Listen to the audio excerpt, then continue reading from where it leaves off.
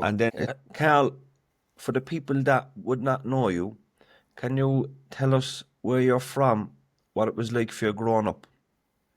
Yep, James.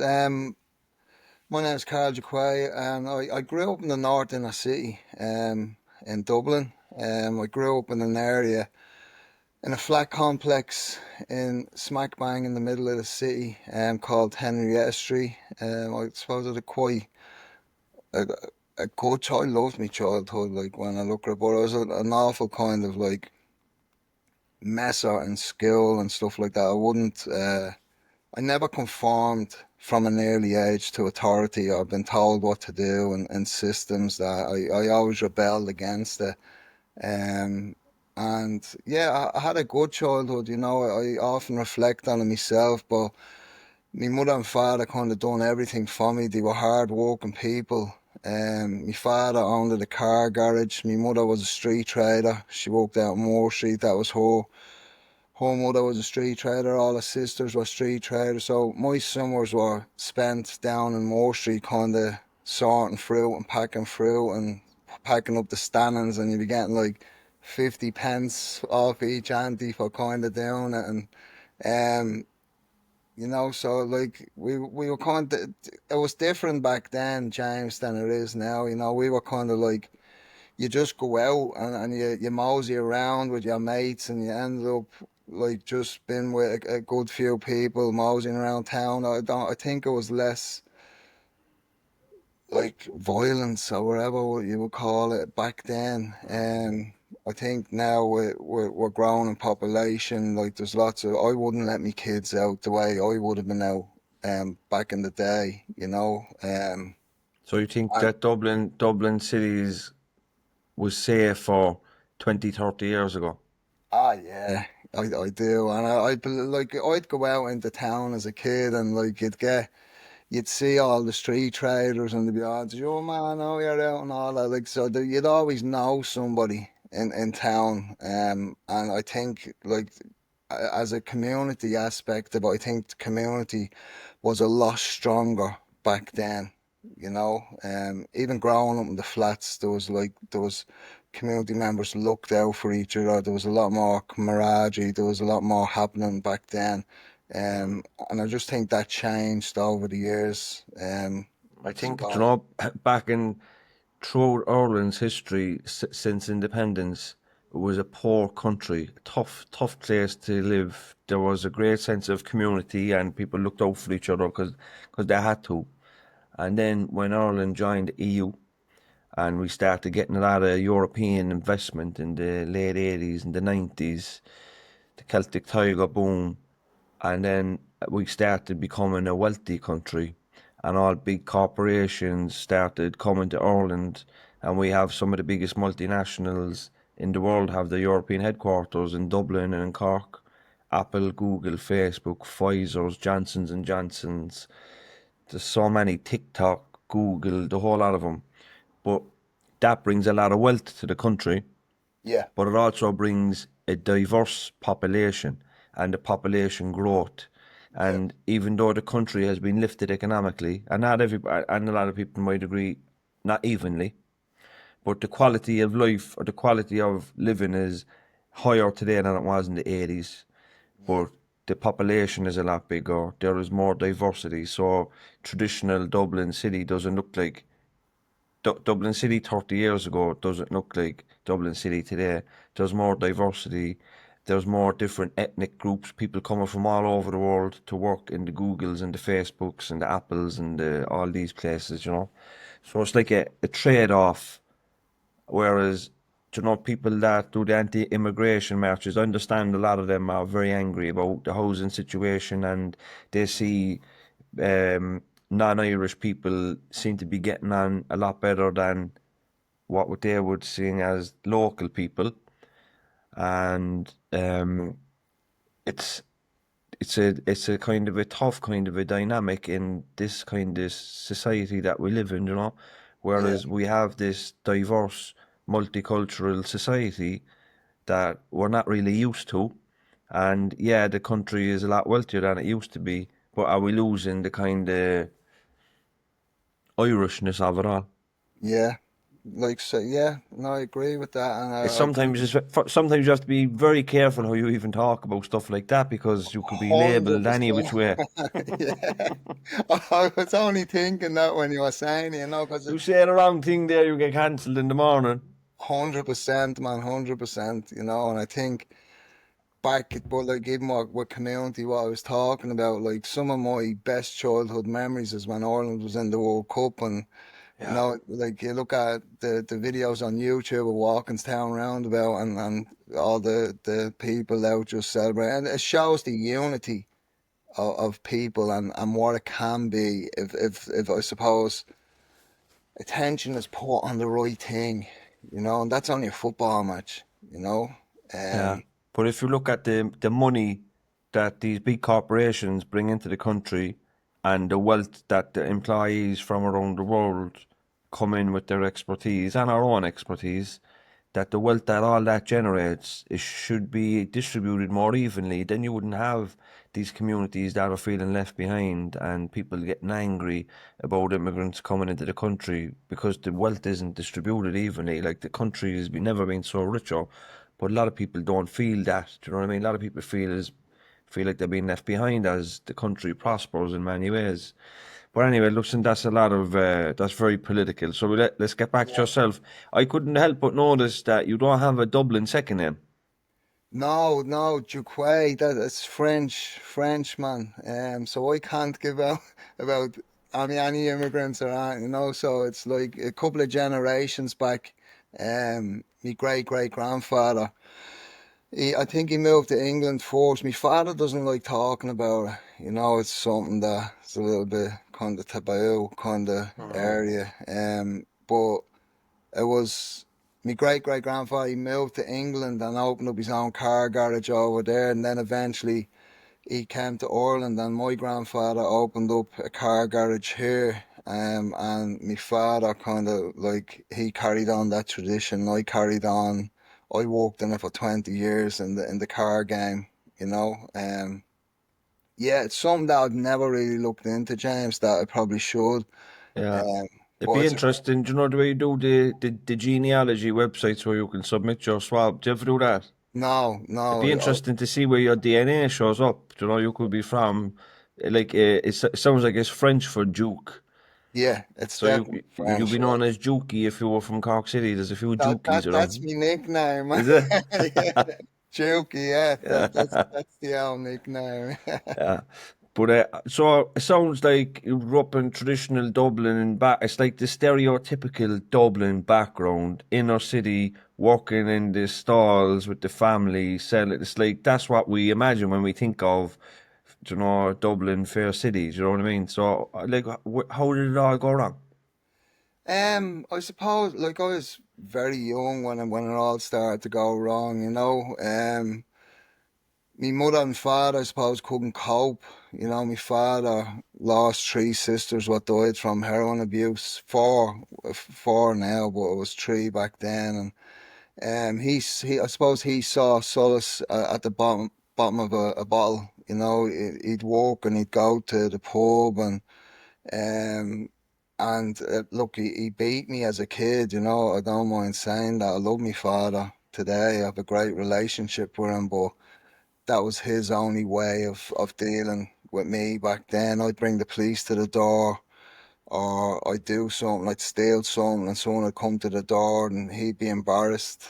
And he'd probably give me a letter, and he'd beat me, and I suppose I didn't know how to deal with it. I started acting out in school.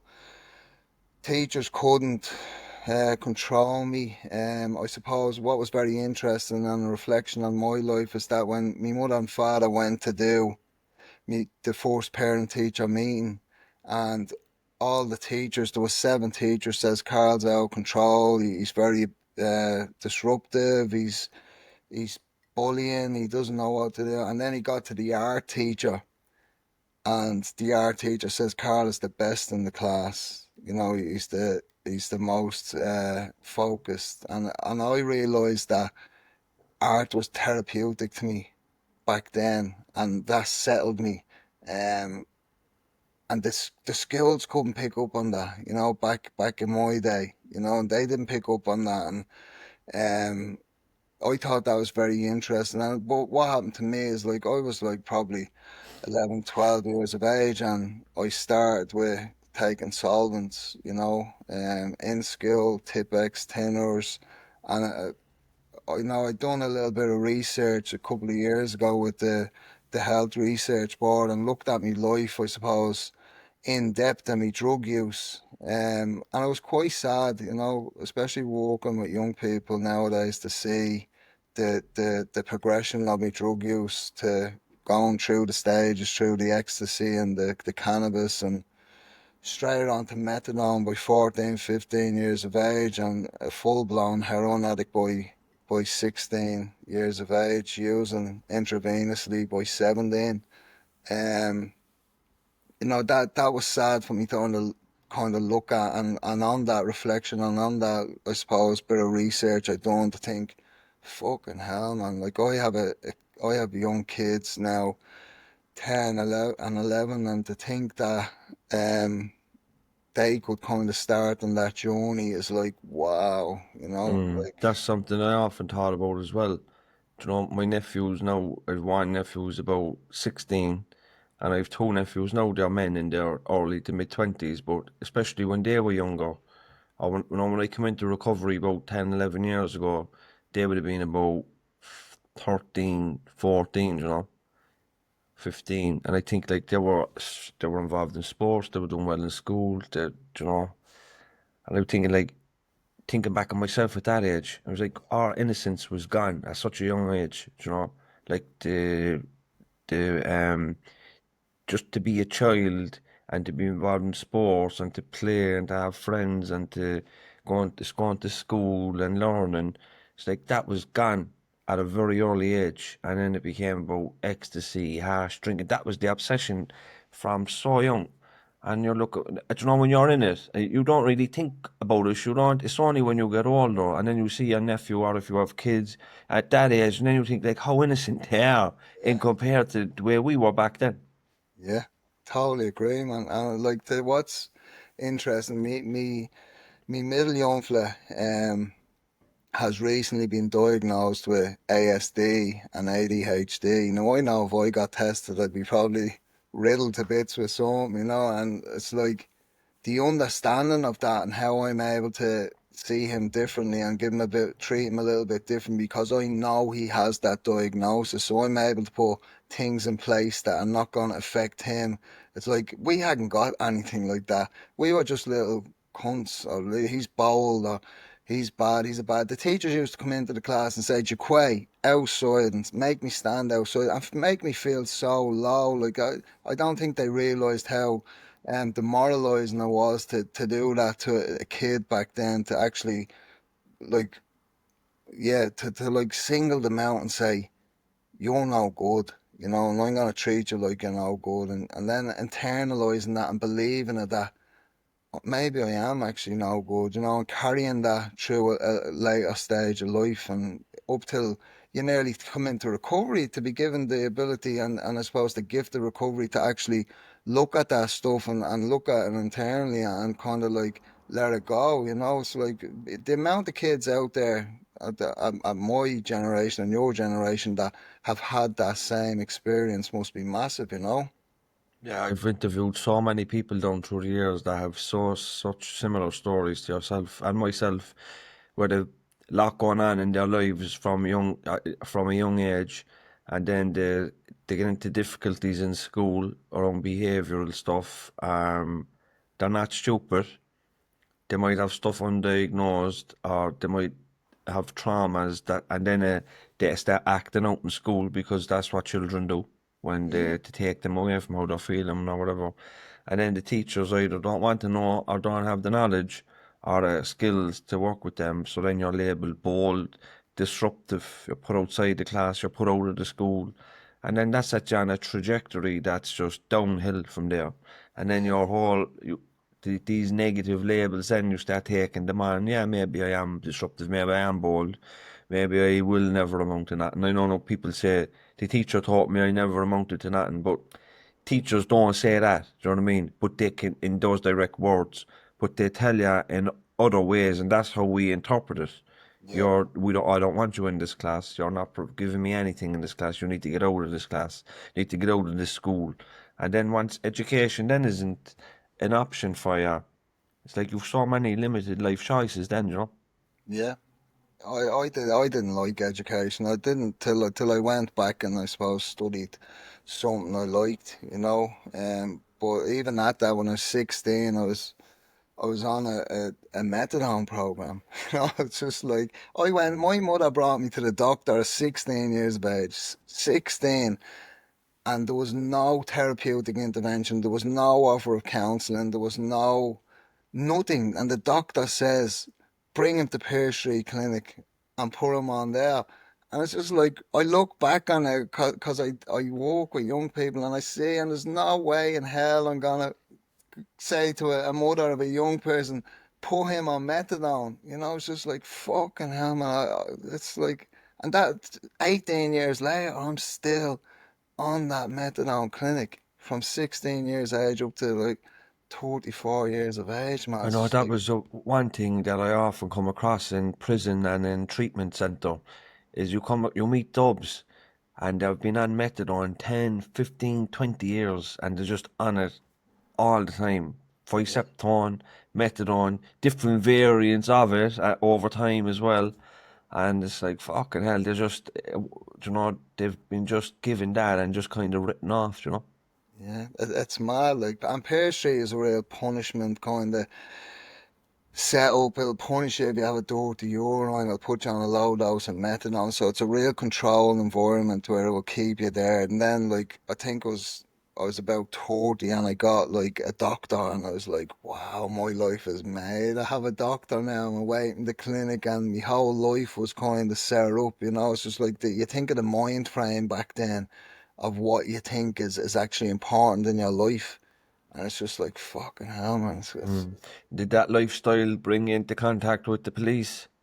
Yeah, so look, my using just brought me, like, I've been to prison a few times, mostly Clover Hill, missing, taking warrants, you know, robbing, ending up in Mountjoy with driving charges, and eventually, like, it caught up on me where I got a silent supply where I sold to guards, you know, and I got a sentence for that.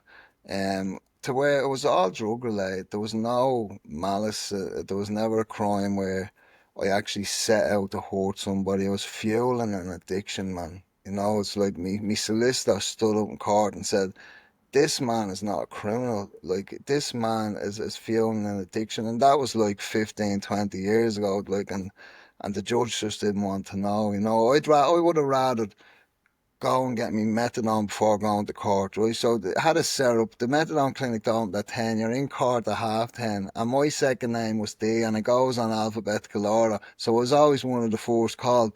So like from 2000 and 2009, I was in Clover Hill every year for months because me father used to come up and say, Carl, I can't pay a bail anymore. I haven't got the money, you know, and he just had to leave me there. So I'd stay there for a month, 2 months, 3 months and be going through a rattle. And it was just like, it was there was no need for it. You know, it was like, I'd be getting wardens because I didn't want to miss me methadone. My father was losing thousands because he was paying me bail.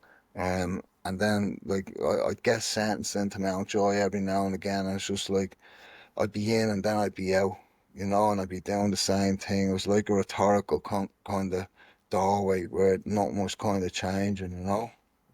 How did it all end? Like, what was the turning point?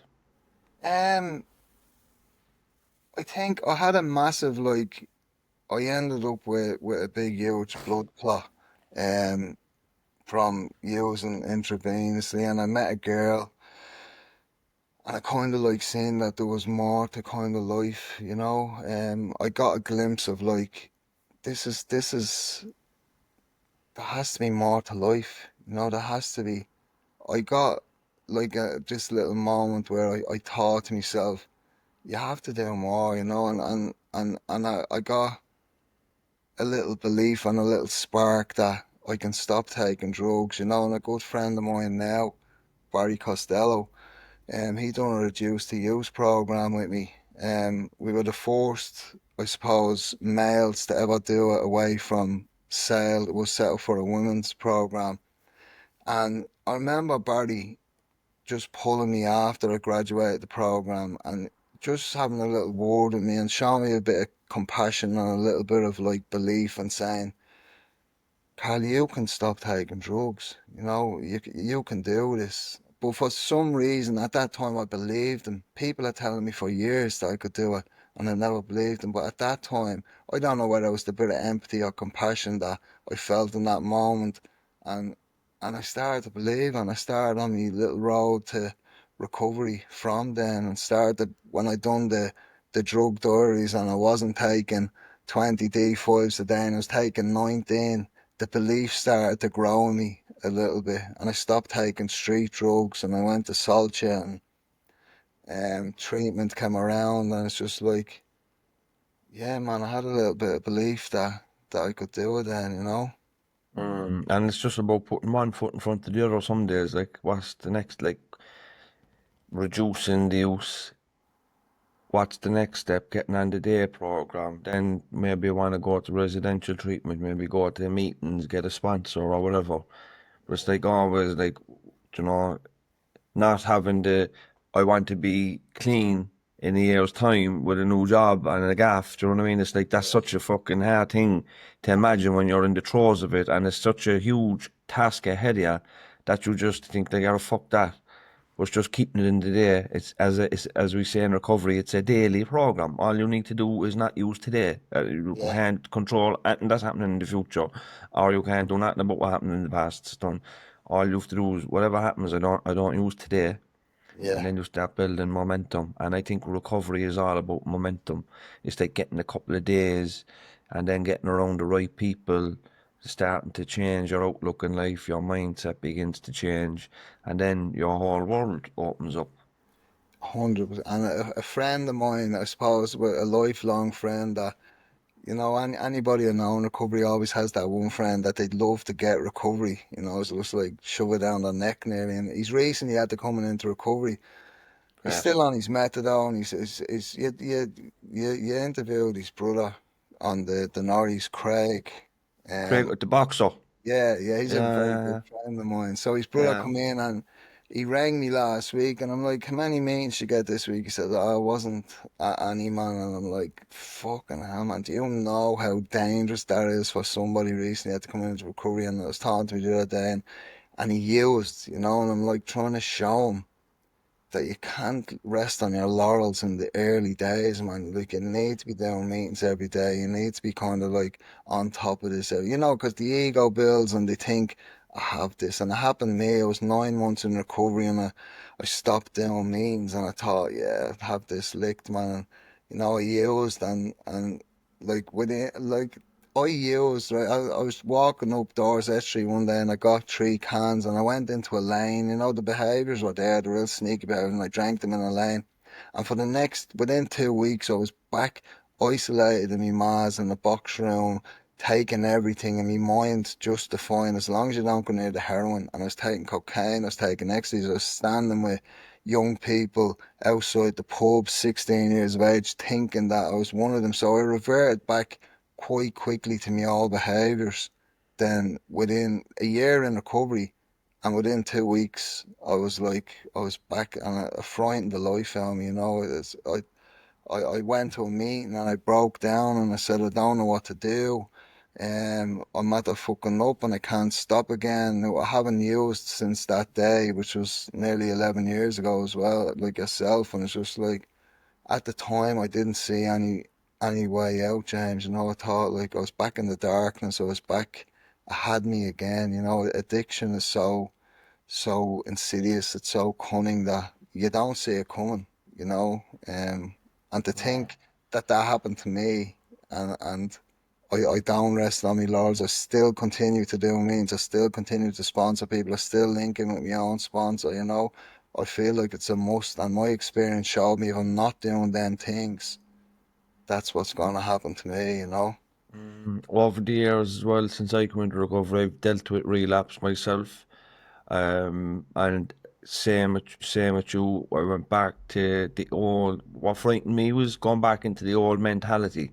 It was like I was thinking the way I used to think. You know, it was like I that old that old James was fucking there waiting just to come out, and the thinking around everything. You know, it was like so negative, and the behaviours, but it was like the fucking mentality. And I remember being, when I was low, I was like, am I after, do you know when you're in addiction, Yeah, there's an obsession to using now. And then when you get yourself together, that obsession can go. yeah, But it takes a lot of work for, and then the obsession to use goes as your life starts to evolve and starts to get better, and all of a sudden the pull for the drug isn't there anymore, and you start living life on life's terms, and you start to be happy without drugs. And not everybody gets that, and yeah, it's hard to get it, but it's there for everybody as well, but you have to work for it. But I felt like after I'd relapse, I felt like that obsession came back, and I was afraid of my life. Am I going to be able to box this off again? Like, am I after opening a can of worms here that I cannot put the lid back on, you know? And it took a lot of hard work. It took a lot of soul searching. It took a lot of sacrifice. It took a lot of help more than anything else. yeah. And it took me a long time to go back into the rooms Right. with shame, the whole lot, you know. So I know now. What happened as well was I pulled away from the meetings, and I let work and family and all these great things recovery gave me take over, and I Yeah, forgot about recovery. So I won't do that again. Like, I won't do that again. Like, I go to meetings now 2 3 days a week, guaranteed. You know what I mean? They're non-negotiables. And since I went back into the rooms, I tell you now, I've never been better today. You know, and definitely. even like I started getting wins very quickly after I went back into the rooms, and I was sober for a while. I was away from a relapse for a good while before I even went back into the rooms, but I wasn't using, but I wasn't well. Do you know, I wasn't well. I was isolated, disconnected. I still was struggling with the shame and the guilt and all these things. And when I went back into the rooms, then I started to get acceptance around things, started to get connected with people in recovery, felt feeling understood, not feeling isolated anymore. And then just started, got back into the gym, eating healthy, started looking after myself the way I used to in recovery. Then it was like, got rid of all the things that was adding stress and unmanageability to my life, Yeah, and just back to fucking basics. And but meetings is the foundation of it. Recovery is the foundation of it. And then the job, or the new job that I was telling you about, that kind of came in very quickly afterwards, you know. And it's just, I don't question it no more. I questioned the meetings for a while. I don't question it no more. But I had to go out. I think I had to go out and feel that to come into this. I'd be 40 now this year, Carl. Come yeah, into this new phase of my life, you know, where like I'm just acceptant and just grateful to be in recovery, grateful to have another chance to go at it, you know what I mean? yeah. My sponsor always said, like, I think gratitude is a big thing in recovery. And he said, if you're not feeling grateful, like that the alarm bells, if you're not feeling grateful for recovery, the alarm bells should be ringing. You know, something must be going on. So it's time to look inward again and see what's happening, you know. Mm. What did you do since you come into recovery to develop your opportunities around employment and education and things? So, and I suppose, yeah, my education journey started quite quick in recovery. I became a recovery coach with the Recovery Academy. And, you know, it was only through education that I started to realise that the way I grew up, things that would have happened to me, the environments I grew up in, certain areas that's not normal. You know, I done the recovery coach training and I pushed straight on and I done the level 7 straight after. And I remember I'm very good friends with the tutor now, from that level 7, and I often speak to her. I remember being in college and having a real like eye opener to that. Jesus, you grew up in poverty. It's like wow, you know. It's like bless you, I've bless you. hay fever, sorry. Yeah, grand. But just a real like. you grew up in poverty. It's actually not normal for all your aunties to be dying taking heroin, and everybody in your area um broke up on drugs, robbing, crime, breaking into cars, breaking into houses. That's not normal. So me norms were challenged in recovery, and that education and awareness kind of around stuff. And I suppose I wasn't even finished college on my level seven, and I got an opportunity to become a youth worker, and it's for me, it's a different kind of youth work. I work in a project. I team lead in a project. I suppose that people with lived experience engage with what we call hard to reach young people engaged in criminal activities, mostly drug dealing. So the criteria for our project is that they have to be affected to, or connected to the drugs trade. So I do outreach to the most prolific hotspots for drugs trade in Dublin, including Trees Gardens, Oliver Bond, Basin Lane, and it's just, I suppose, a street-based activities of building relationships to where the young people are at on the street. And when I started doing it, I was like, I'm not doing anything special here. I'm just going out and chatting to the lads and using my experience to kind of benefit them a little bit. And then I seen as time went on and you see other workers, it doesn't come kind of naturally to some people that I'm not saying they can't do it, they can, but it kind of comes more natural to somebody who's grew up in poverty, who's had the lifestyle of been in prison or been in addiction. They get the lads, the lads like don't, the minute you go in, it's like, oh, they think you're a guard or something because they don't trust easy. So it's like, so for the last, I suppose, 8 years, I started that at a pilot program for 8 hours a week in 2017, and I've grew it right up to mainstream funding by the Department of Justice. Now with three full-time youth workers and myself, the team leader. We've developed it over the years. We've put the model on paper. And it's kind of an emotional week for me because I've recently done me exit interview just today. I'm moving off and I'm moving into Mountjoy into the TARP program as coordinator of that. It's exciting and it's Mm. bittersweet. The lads that I work with. No, I've done some amazing things. Like one of the lads I suppose we work with is now a youth worker, so I know I have made impact with young people and their lives. Um and yeah, I'm sad. I felt like that was my project for years, like, because I'm there from the start and I've developed it. And if I had held on to that responsibility, I would have never left. I feel like me time has come and a new opportunity has come up. And when I got the job to go and work in the prison, so when I looked at it, I was like, yeah, wow, let's go give this a bash. And I found the fire in my belly again to go and make some positive change with people. And I was like, yeah, and I'm ready to go in, and I'll be in Mountjoy on Tuesday, and I'm interested to see how that goes as well. Yeah, it's great because some of the people watching this now would have been part of the evaluation and the report we did. We evaluated the TARP, Drug and Alcohol Treatment Program in Mountjoy Medical Unit.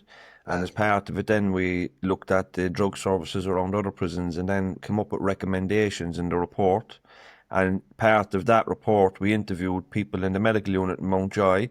We interviewed some of the women in Limerick prison and some of the men in Cork prison. So it was their feedback that and input and advice and opinions. We took that and then we got some experts to speak as well to talk to us, and then we did some research in the books and reports from other countries, and we brought all that together, and then a couple of different roles came out of it, and I'd be delighted to know that you're starting in one of those roles. So this is like an introduction for the people in prison, but I know that you're going to be received so well when you go to Mountjoy, and I know in your time working there, you'll get to visit other prisons as well, and you'll get to see the people all around the prisons and the different services and just the different dynamics. But best of luck in your new role. I know you're going to smash uh, it.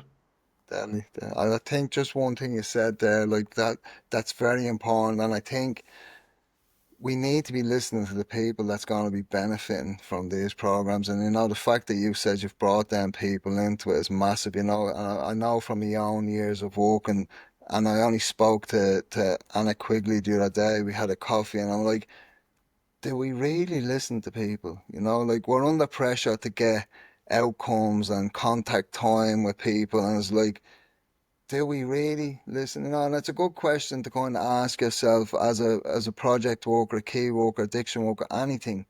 Do you really listen to people? And it made me kind of think they're the voices we should be listening to, and they're the voices we should be bringing into the room, and they're the experts, they're in it. So it's like, yeah, it got me thinking that kind of question. Yeah, well, it was a big thing for us doing that report. Like, I'm not going up to Mountjoy, wasting people's time if this is going to be gathered and dust, So, like, and I know I've been part of studies where you're a participant in a study, you're an interviewer, and then you hear no more about it. That's the end of it. Yeah, It's good for the person that you did the interview for their careers or their projects or whatever, but it has no real meaning or impact. But this did, and they in the report, they were the people that were interviewed, they wanted people with lived experience, more people with lived experience involved in it. But you have the lived experience, the qualifications, the work experience, and the knowledge. So you have the whole thing, do you know what I mean? And the lived experience, but you're not there because of your lived experience. But that is a great added bonus, do you know what I mean? So yeah, definitely, you have to, there's a saying, those closest to the problem are often closest to the solution. yeah. And that's definitely, in this case, was 100% true because they had some great ideas. But I let you go. Best of luck with your new Andy, role, and I'm sure we'll appreciate cross it. paths again. We will indeed. Cheers, man. Appreciate it.